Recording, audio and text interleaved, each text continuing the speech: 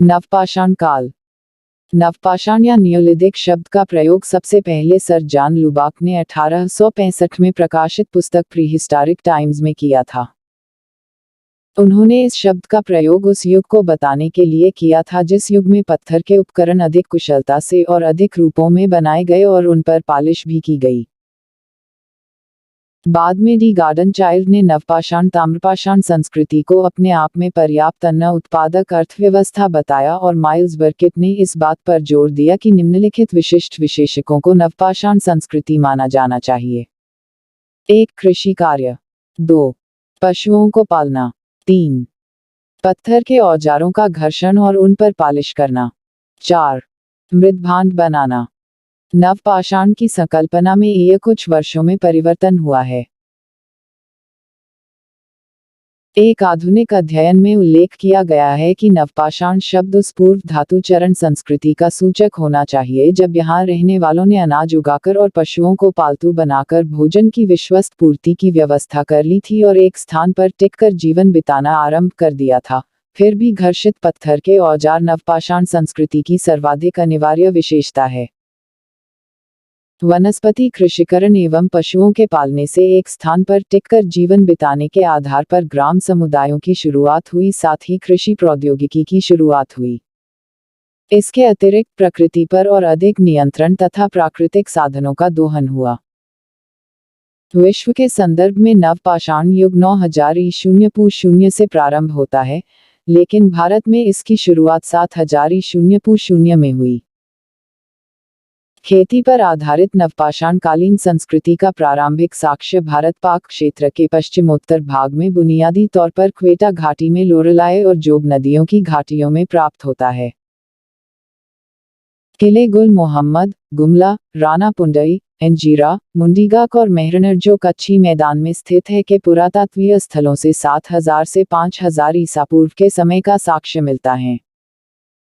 इससे पता चलता है कि मेहरगढ़ में लगभग 7000 ईसा पूर्व में बसने शुरू हो गए थे। खेती और पशुपालन के प्रादुर्भाव के साथ धर्म और समाज के क्षेत्रों में उन कर्मों से संबंधित अन्य आचार व्यवहारों का भी विकास हुआ। उदाहरण के लिए हमें मरणोपरांत जीवन, मृत्यु के बाद पुनरुज्जीवन, आत्मा के देहांतरण और पुनर्जन्म चक्र के संबंध में विश्वास जैसी नई अवधारणाओं के उदय देखने को मिलते हैं। स्थायी बसाव के फलस्वरूप नई दस्तकारियों जैसे मृदभांड बनाने की कला का विकास हुआ। यद्यपि पशुपालन की शुरुआत मध्य पाषाण काल से ही हो गई थी, परंतु इस काल में जंगली पशुओं को अत्यधिक संख्या में पालतू बनाया गया। भारत में गाय, बैल, भैंस, भेड़, बकरी, कुत्ता आदि का पालन किया जाने लगा। घोड़ा पालन के विषय में विद्वान एक मत नहीं है। पूर्व में मानव शरीर ढकने के लिए पशु चर्म, पत्तों एवं छालों का प्रयोग करता था, परंतु इस काल में उसने वस्त्र निर्माण सीख लिया। भीमबेटका में प्रयुक्त रंग इस तथ्य की पुष्टि करते हैं कि वस्त्रों को रंगने की शुरुआत हो गई थी। अग्नि का उपयोग इस काल की महत्वपूर्ण उपलब्धि थी। अग्नि के उपयोग से भोजन पकाए जाने की तकनीक प्रारंभ हुई।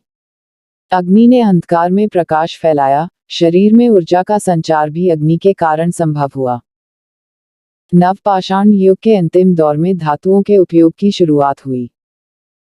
तांबा सर्वप्रथम इस्तेमाल होने लगा, इसी कारण यह काल ताम्रकाल कहलाया। मनोरंजन के साधनों में नृत्य, गान एवं आखेट प्रमुख रहा होगा। भीमबेटका के मित्र लोगों में इस कला के प्रति रुचि प्रकट करते हैं। अंत्येष्टि संस्कार।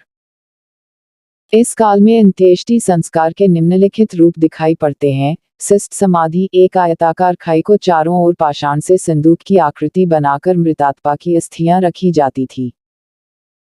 अस्थियों के साथ हथियार, औजार और आभूषण आदि रखे जाते थे। समाधि में एक से अधिक व्यक्तियों की अस्थियां रखी जा सकती थीं।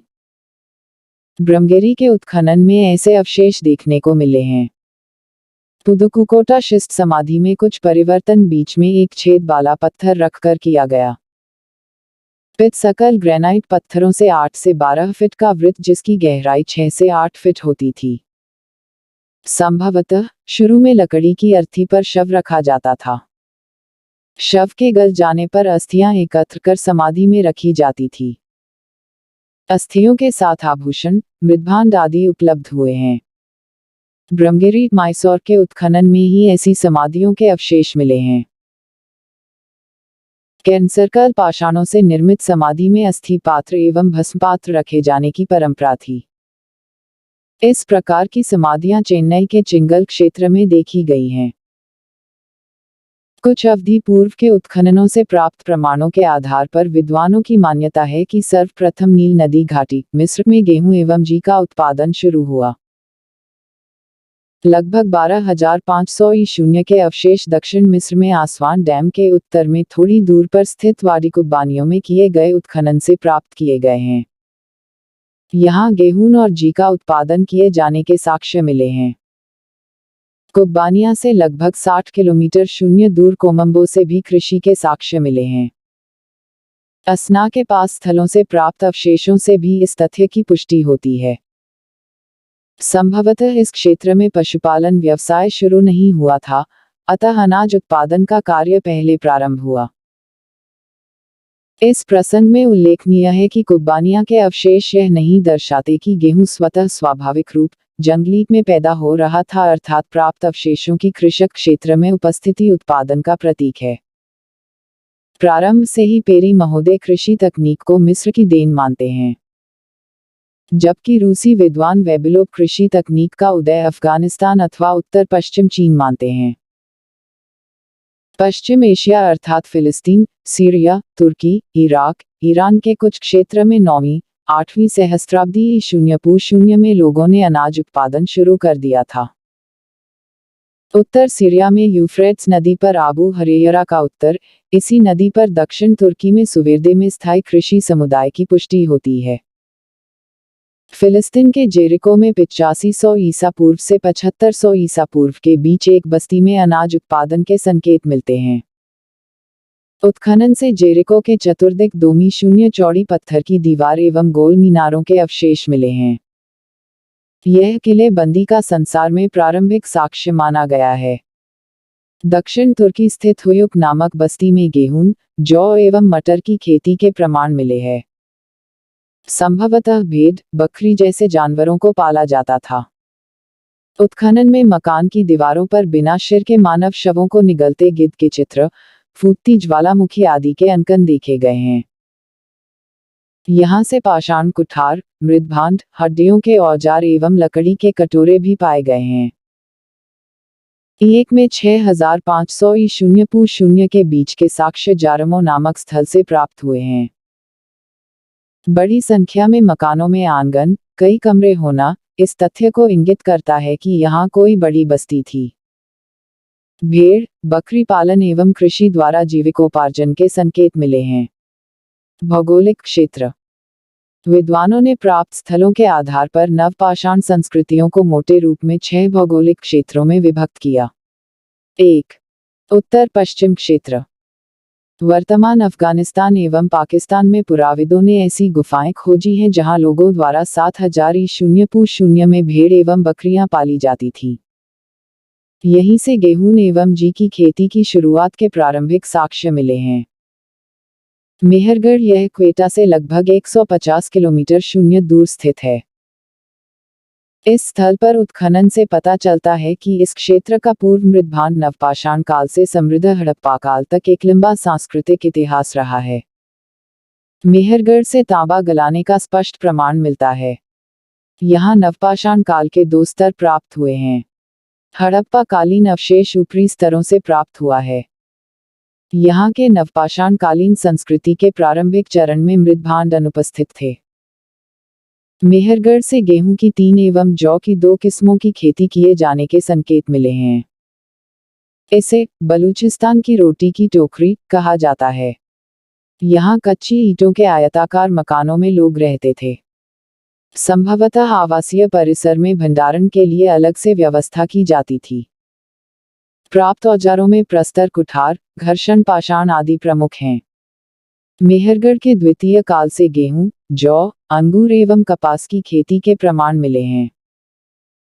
पुराविदों का अनुमान है कि हड़प्पा निवासियों ने गेहूं, जौ एवं कपास की खेती की तकनीक मेहरगढ़ के पूर्वजों से ग्रहण की होगी।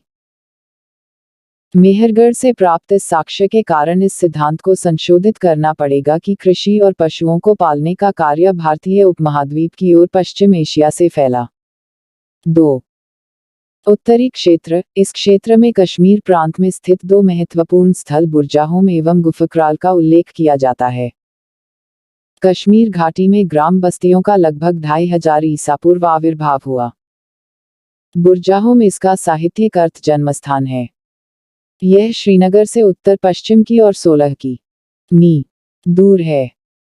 इस स्थल की खोज 1935 ईशून्य में डी0 टेरा तथा पीटरसन ने की।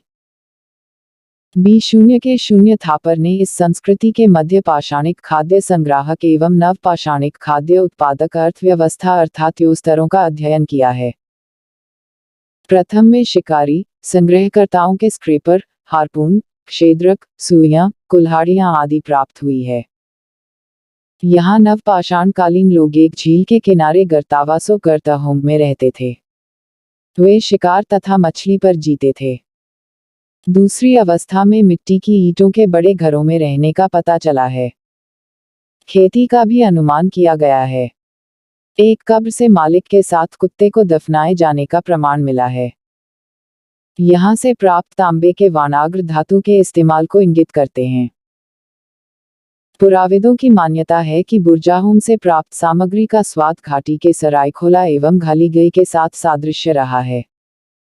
गुफकराल इसका शाब्दिक अर्थ कुम्हार की गुफा है। यह श्रीनगर से 41 किलोमीटर शून्य दक्षिण पश्चिम में स्थित है। यहाँ से प्रारंभिक निवास के 3 चरणों का पता चला है।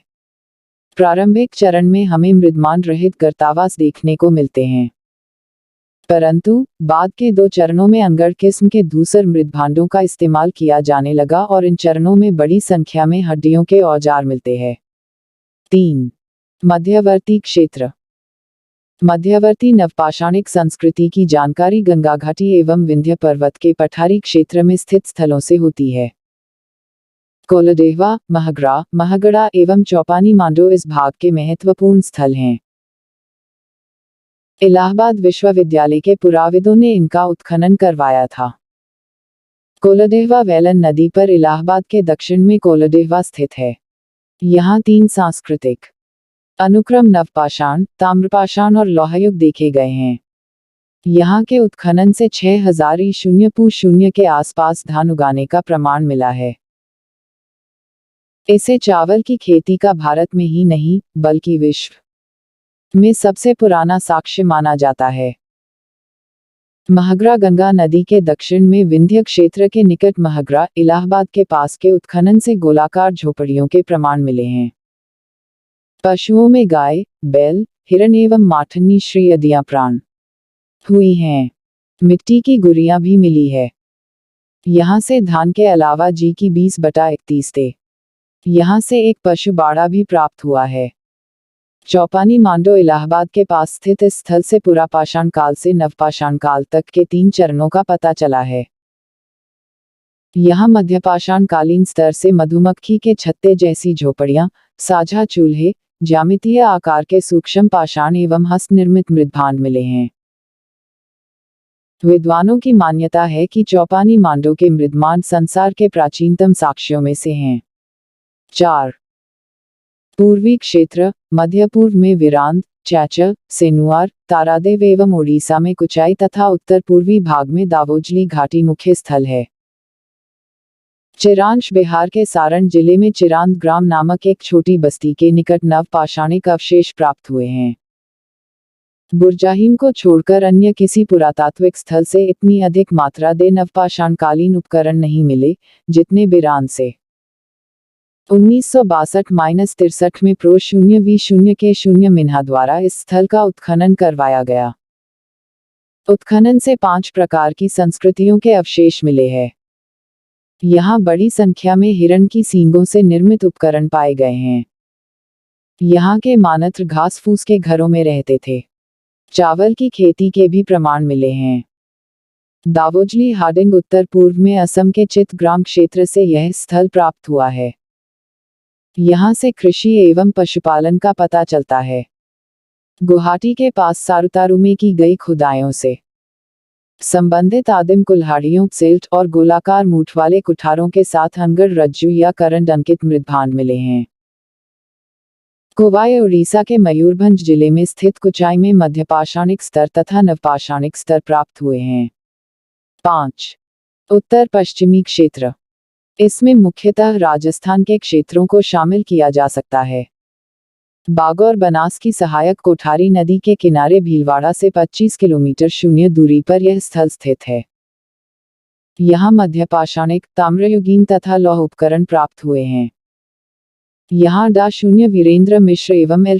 श्लेषणी के निर्देशन में 1967 से 1969 के बीच उत्खनन करवाया गया। यहाँ से कृषि एवं पशुपालन दोनों के साक्ष्य मिले हैं। राजस्थान का वागौर एवं मध्य प्रदेश का आदमगढ़ प्राचीनतम पशुपालन अर्थव्यवस्था के साक्ष्य प्रस्तुत करते हैं। बालाथल उदयपुर से 42 किलोमीटर शून्य दक्षिण पूर्व वल्लभनगर तहसील में यह स्थल स्थित है। 1993 में इस स्थल का उत्खनन प्रो. V. मिश्र के निर्देशन में करवाया गया। यहाँ से प्राप्त मृदुभांडों की सादृश्यता हड़प्पा स्थल से प्राप्त मृदभांडों से की जाती है। प्राप्त ताम्र औजारों पर भी हड़प्पा सभ्यता का प्रभाव दिखाई पड़ता है। नवपाषाण काल से यह हड़प्पा सभ्यता का प्रतिनिधि केंद्र था। इस स्थल पर लगभग 22 स्तर देखे गए हैं। मिट्टी के साड़ की उपलब्धि हड़प्पा से प्राप्त वृषभ मुओं का स्मरण कराती है। विद्वानों की मान्यता है कि यहाँ के लोगों ने ताम्र संस्कृति से लौह सभ्यता तक इस स्थल को आबाद रखा। उत्खनन में प्राप्त ताम्र मुद्राओं पर हाथी एवं चंद्रमा की आकृतियां हैं। गणेश्वर सीकर जिले में नीम का थाना के निकट काटली नदी के किनारे यह 22/31 यहाँ से बड़ी संख्या में ताम्र औजार प्राप्त हुए हैं। संभवतः मोहनजोदड़ो एवं हड़प्पा को तांबा इसी क्षेत्र से जाता था।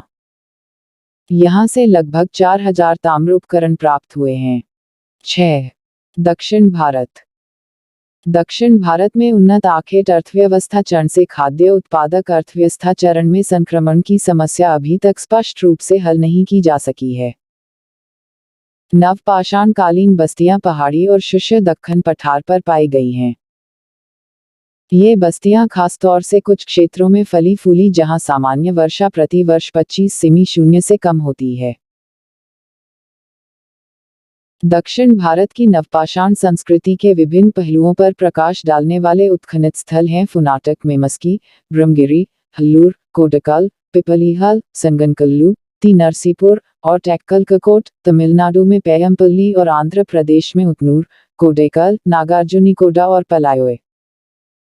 दक्षिण के नवपाषाण काल का समय 2600 से 800 ईसा पूर्व माना गया है। पुरातत्वविदों ने दक्षिण भारत की नवपाषाण संस्कृति को 3 चरणों में वर्गीकृत किया है। सबसे प्रारंभिक चरण के साक्ष्य संगनकल्लू और नागार्जुनकोंडा में मिलते हैं। नागार्जुनकोंडा में प्राप्त आवासों के धुंधले चिन्ह, लेपित बाहरी सतहों वाले, अपरिष्कृत हस्त निर्मित पीले, रक्ताभ, भूरे मृदभांड, चकमक के फलक और घर्षित पत्थर के औजारों से प्रदर्शित होता है कि लोगों को खेती का केवल अल्पविकसित ज्ञान था। संभवतः वे जानवर नहीं पालते थे। इस चरण का तिथि निर्धारण 2500 ई. अथवा इससे पहले किया जा सकता है। चरण 2 में चरण 1 के लक्षण तो जारी रहे ही। मृदभांड मुख्यतः लाल रंग की बनावट के थे, तथापि मणिकारी कला और पशुपालन नए लक्षण हैं।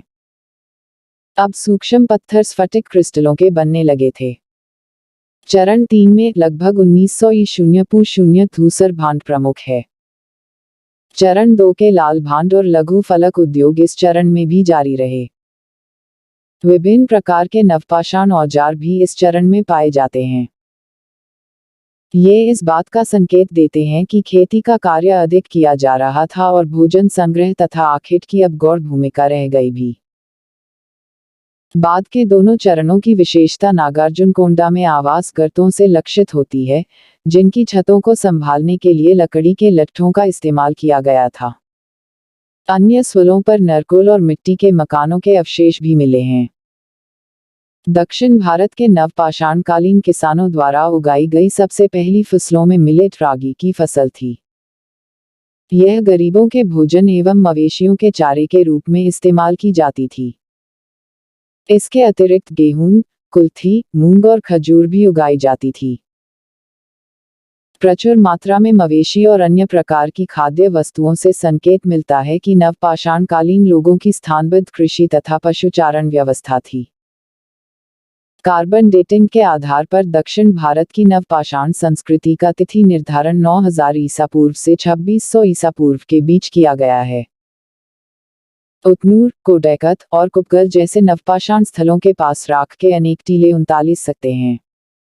इनमें से कुछ बस्तियों से दूर जंगलों में भी मिले हैं। सुझाया गया है कि वे राख से जापानियान कालीन मवेशी बाड़ों के स्थल थे। समय समय पर इकट्ठा हो गया गोबर या तो किसी लिंकार के रूप में अथवा दुर्घटनावश जलता रहा। अपेक्षाकृत अधिक दूरस्थ स्थानों पर पाए गए के हेर इस बात का संकेत देते हैं कि लोग कुछ खास मौसमों में जंगलों के वा चले जाया करते थे। पशुचारण स्थलों। अंत में कहा जा सकता है कि नवपाषाणकालीन अर्थव्यवस्था की मुख्य विशेषताएं कृषि, पशुपालन तथा धातु विज्ञान की प्रगति है। आखेट एवं संग्रहण की कृषि तकनीक की ओर अग्रसर होना एक क्रांतिकारी कदम था। इस युग में हर स्तर पर परिष्कार आया, जिससे व्यवस्थित सामाजिक व्यवस्था का आविर्भाव हुआ। ताम्रपाषाणिक संस्कृति, चाल्कोलिथिक कल्चर। नवपाषाण काल को दो चरणों गैरमृद्भांड और मृद्भांड काल में विभाजित किया जाता है। मृद्भांड नवपाषाण काल के अंत में धातु का प्रयोग आरंभ हुआ। प्रागैतिहासिक मानव द्वारा प्रयोग में लाई जाने वाली पहली धातु तांबा थी। इस चरण में तांबे के औजारों के साथ पत्थर का प्रयोग जारी रहा। इसी कारण इसे ताम्रपाषाणिक संस्कृति अथवा कैल्कोलिथिक कल्चर कहा जाता है। साथ ही इसे नवपाषाण, ताम्रपाषाण या पाषाण ताम्रचूर्ण के नाम से भी जाना जाता है। तोबे के प्रयोग और उसके लाभों का विवेचन भी जी चाइल्ड ने अपनी पुस्तक व्हाट हैपेंड इन हिस्ट्री में किया है।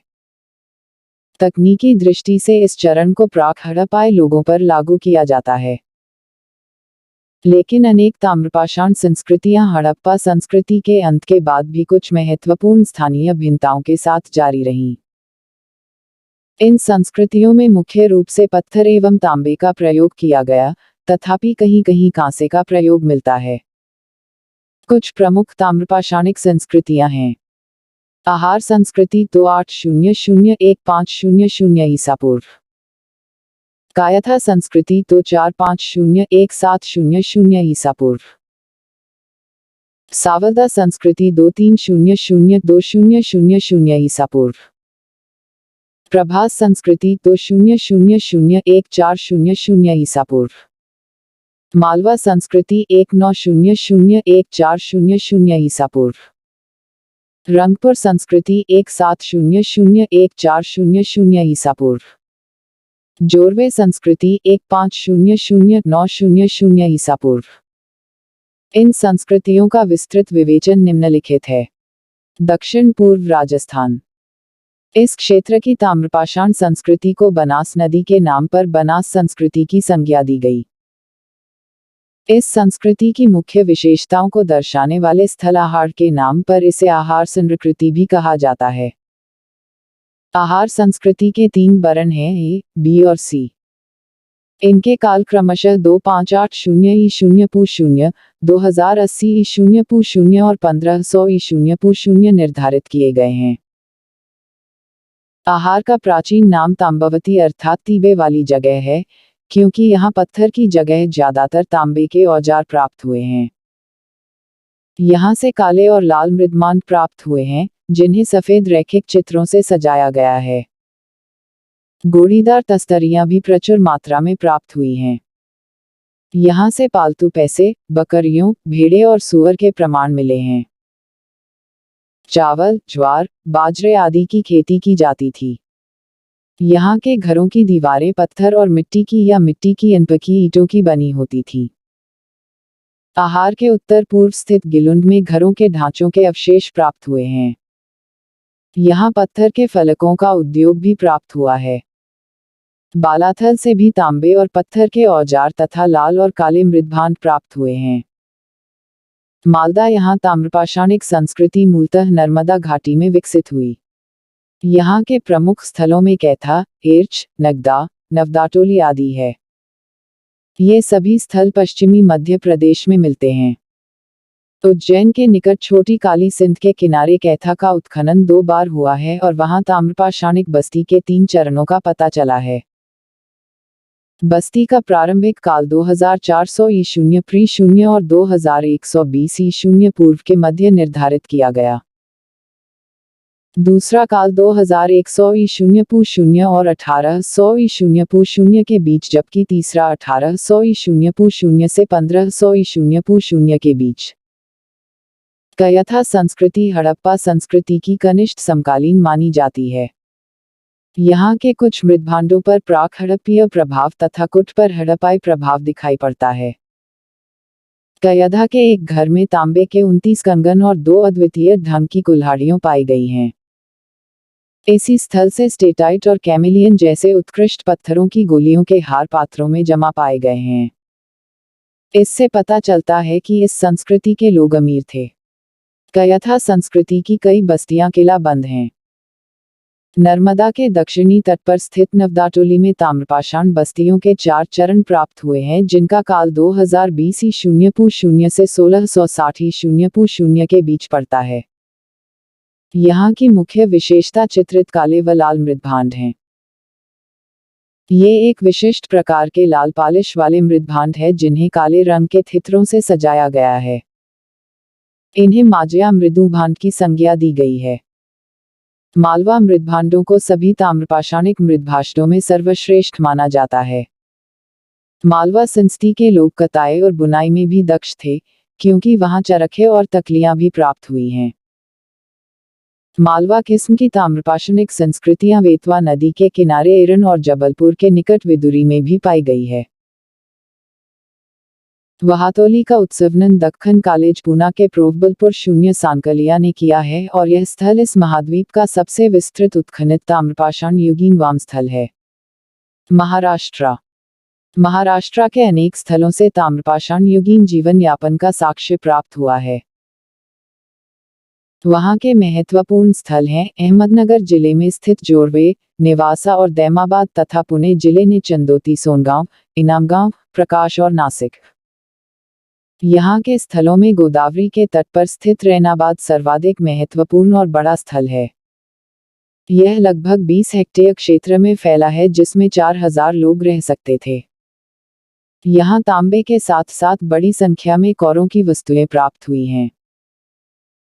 यहाँ से तांबे की 4 प्रमुख वस्तुएं मिली है: रथ चलाते हुए मनुष्य, साड़, गेंडे और हाथी की आकृतियां, जिनमें प्रत्येक ठोस धातु की हैं। यहाँ से जौ, गेहूं, मसूर, कुलची, मटर और कहीं कहीं से चावल प्राप्त हुए हैं। तुअर की झुलसी हुई गुठलियां भी मिली है। पालतू बनाए गए पशुओं में गाय, बैल, गैस, भेड़, बकरी, सुअर और घोड़ा शामिल हैं। मृन्मूर्तियों में मातृ देवी के अनेक रूप मिलते हैं। मातृ देवी की एक आकृति साड़ की आकृति के साथ जुड़ी हुई मिली है। यह कच्ची मिट्टी की है। यहाँ से बहुत सारे कलश शिवाधान प्राप्त हुए हैं। ये कलश घरों के फर्श के नीचे रखे मिले हैं। कुछ अस्थियों से वयस्कों एवं बच्चों के दंतक्षरण रोग का तथा शिशुओं में होने वाले स्कवी रोग का पता चलता है। काले पालिश युक्त या हल्के पांडुरंग वाले मृद्भांड इस संस्कृति की अभितक्षक विशेषताएं हैं। इनामगांव में जोरवे संस्कृति चरण की सबसे अधिक व्यापक तस्वीर उभरती है। यहाँ से चूल्हों सहित बड़े बड़े कच्ची मिट्टी के मकान और गोलाकार वाले मकान मिले हैं। यहीं से बाद की अवस्था में 1300 ई पू शून्य से 1000 ई पू शून्य 5 कमरों वाला एक मकान मिला है।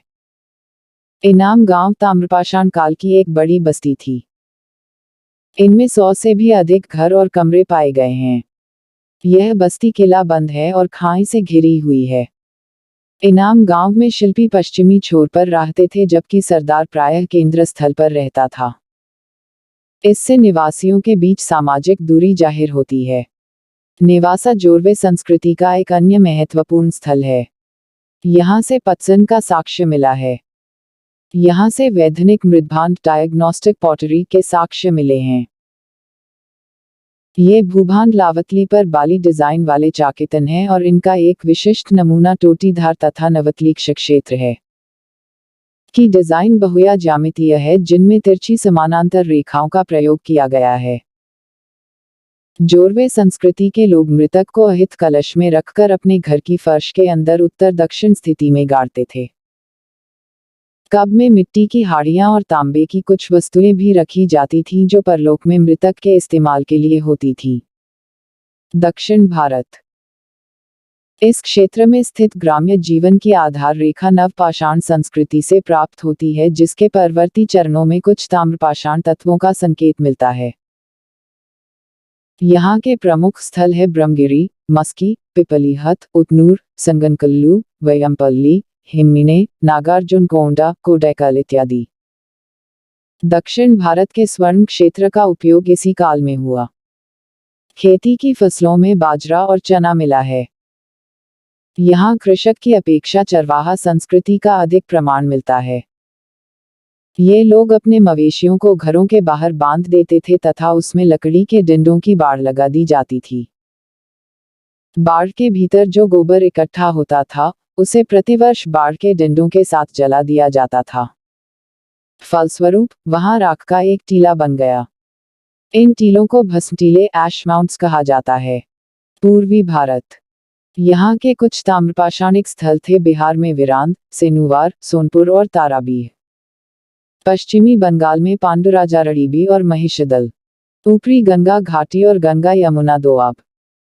इलाहाबाद के आसपास के विंध्य क्षेत्र में कई ताम्रपाषाणिक स्थल मिले हैं। इमलीडीह, नरहन, सोधोरा और फैराडीह विशेष उल्लेखनीय हैं।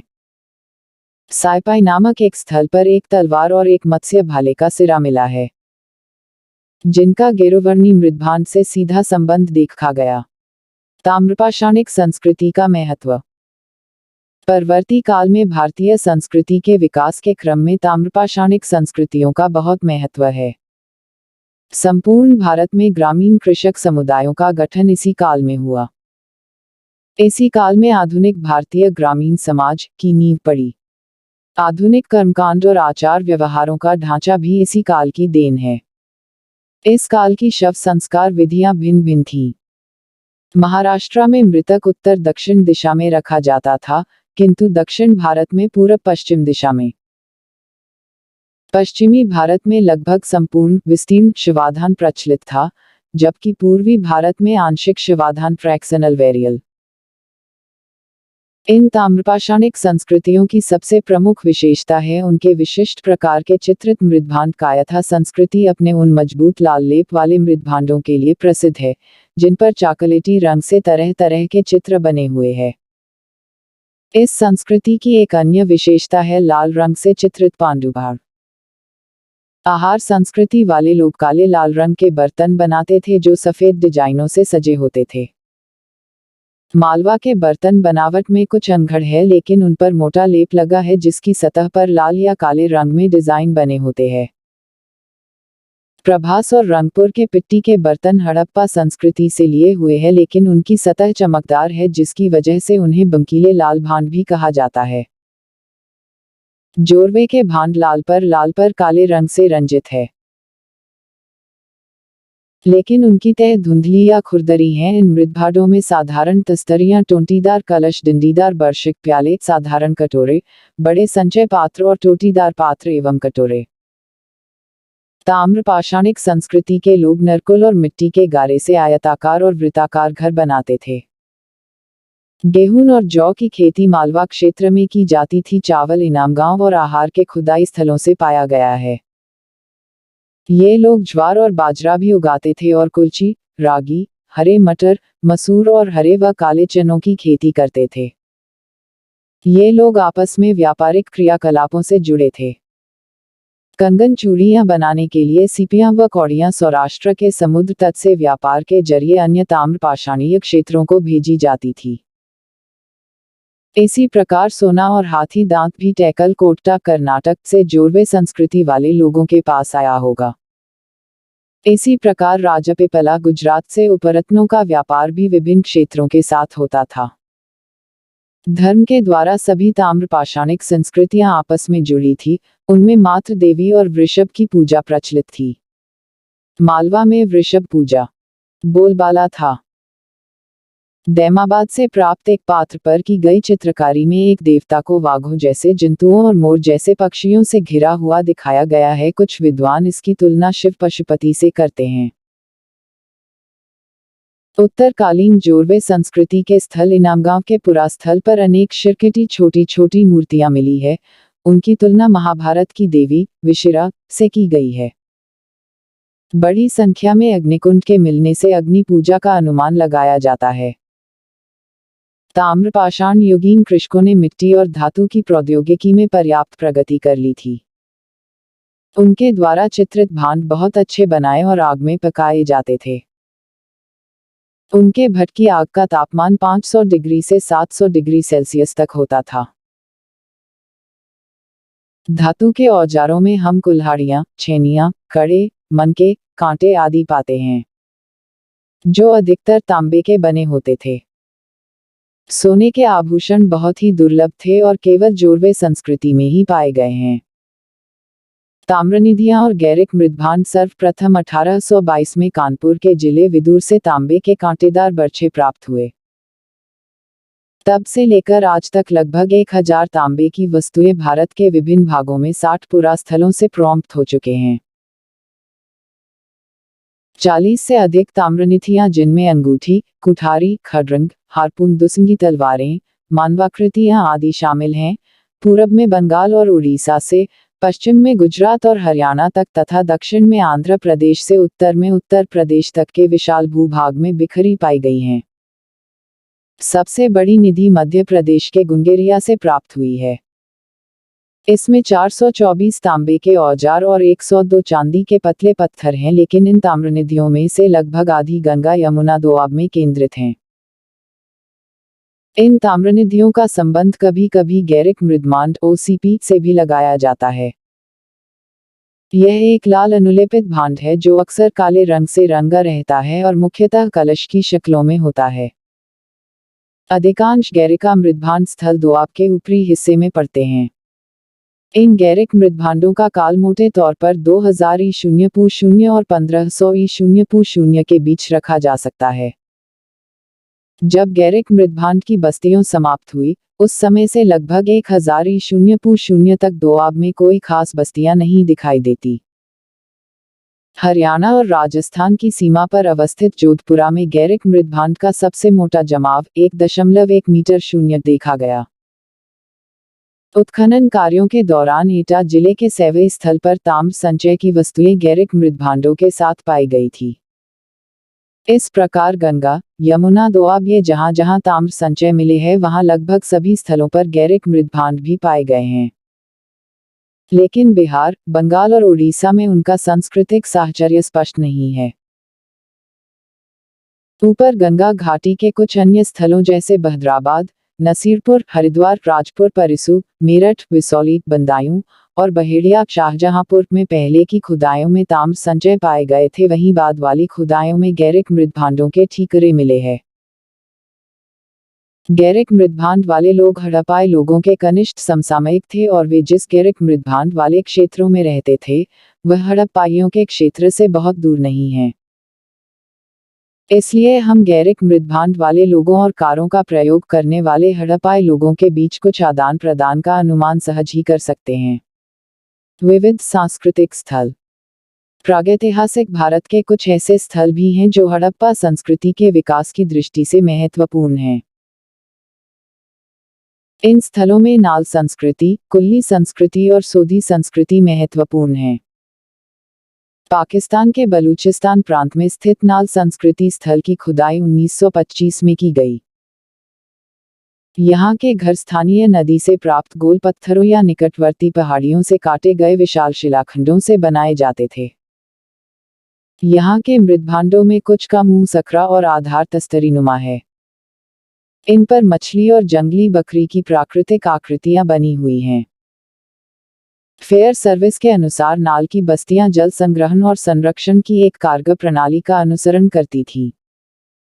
कुल्ली संस्कृति। कुल्ली मेठी, निंदोवारी और निपानीबुची शहर में थी। यहाँ अनेक कमरों वाले पत्थर के घर प्राप्त हुए हैं। निंदोयारी में बस्ती के बीच में सीढ़ीदार परने का एक समूह है। मृदुभाष्ट-कुल्ली मृदमांड के प्रकार के हैं। मातृदेवी की मृष्णूर्तिकारों, साड़ की विचित भूर्तिकाएं और 2 सैन्य मुहरें भी मिली है। एडेया शहर में सीढ़ीदार कबूतरों की पूरी श्रृंखला देखने को मिलती है। राजस्थान के घग्घर हाकरा क्षेत्र में सोची का उत्खनन एम घोष ने 1952 में किया था। इसे उन्होंने सैंधव सभ्यता का ऊपरी स्तर बताया। इसके मृदभांड कोटदीजी के से मेल खाते हैं। यह संस्कृति जलीलपुर, हड़प्पा, कालीबंगा, कोनाल, बनवाली आदि से भी देखने को मिली है। वर्तमान में इन्हीं संस्कृतियों से सिंधु सभ्यता का उद्भव माना जाता है। लौह युग। भारत में ताम्रपाषाण काल के समाप्त होते होते ग्रामीण बस्तियां बस चुकी थी, लेकिन भौतिक संस्कृति में परिवर्तन लोहे के साथ हुआ। विश्व के संदर्भ में लौह युग लगभग 1300 ईशून्य पू.0 में आरंभ हुआ। भारत में लोहे का साक्ष्य 1000 ईशून्य पू.0 के आसपास एटा जिले के अतरंजीखेड़ा से प्राप्त हुआ। उत्तर भारत में इसके प्रयोग के साक्ष्य गंगा यमुना दोआब, उत्तरी राजस्थान और पंजाब से प्राप्त हुए हैं, जबकि दक्षिण में कर्नाटक के धारवाड़ जिले में 1000 ईशून्य पू.0 के आसपास लोहे का प्रादुर्भाव हुआ। हाल ही में सोनभद्र जिले में राजा, नल के टीले और स्थलों की खुदाई से पता चला है कि उसके निकटवर्ती क्षेत्र प्राचीन काशी और उज के वाराणसी जिले में लोहे का इस्तेमाल 1500 ईसा पूर्व में होता था। इस प्रकार नई एनसीईआरटी के शोधों ने लोहे की प्राचीनता को 500 वर्ष और पहले 1500 ईसा पूर्व कर दिया है। हाल के वर्षों में लौह युग के आरंभ का संबंध चित्रित धूसर मृदभांड से स्थापित किया गया है, जिनमें सबसे पहले अहिच्छत्र के उत्कृष्ट मृदभांडों और उसके बाद हस्तिनापुर के मृदभांडों का उल्लेख किया जाता है। एक नवीन गणना के अंतर्गत ऐसे लगभग 725 स्थलों की सूची दी गई है जहां उत्खनन के दौरान या धरातल पर इस प्रकार के मृदभांड मिले हैं। उत्खनित लौह पुख्त स्तर अहिच्छत्र, आलमगीरपुर, अतरंजीखेड़ा, हस्तिनापुर, मथुरा, रोपड़, सरदारगढ़, श्रावस्ती, नूंह, कांपिल्य और जखेड़ा में मिले हैं। परंतु हरियाणा और पंजाब में देरी, भगवानपुरा, नागर और कटपालों जैसे कुछ स्थलों से सिंधु सभ्यता के तुरंत बाद लौह रहित काल से इस मृदभांड का संबंध प्रतीत होता है। अतः इन मृदभांडों का संबंध लौह अवस्था से कैसे लगाया जाए, यह यक्ष प्रश्न है।